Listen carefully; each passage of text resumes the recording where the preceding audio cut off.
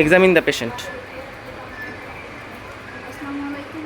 আমি বসুন্ধরা মেডিকেল কলেজের প্রথম বর্ষের একজন শিক্ষার্থী। আপনার বাচ্চাকে কিছু পরীক্ষা করবেন, আপনার বাচ্চার অসুবিধা হবে না? অসুবিধা হলে আমাকে জানাবেন।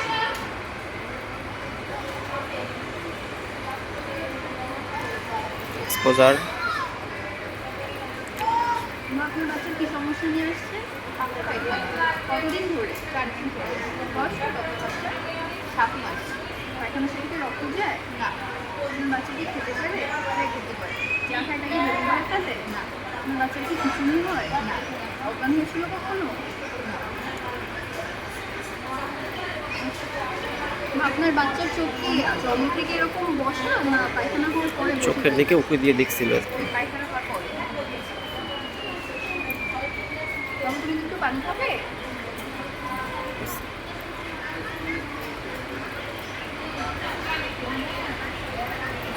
তর্জনী থাকবে নিচের দিকে আর থাম থাকবে ল্যাটারালি। হ্যাঁ, এবার জামা কাপড় আবার আগের মতো ঠিক করে দিবে। What is your impression? Some dehydration. কেন সাম ডিহাইড্রেশন? সাম ডিহাইড্রেশনের যে ক্লিনিক্যাল ফিচারগুলো আছে সেগুলো, ঠিক আছে? ওকে। আর ফ্লুইড ম্যানেজমেন্ট জিজ্ঞেস করবে অ্যাকর্ডিং টু দ্য এজ, ওই রকম।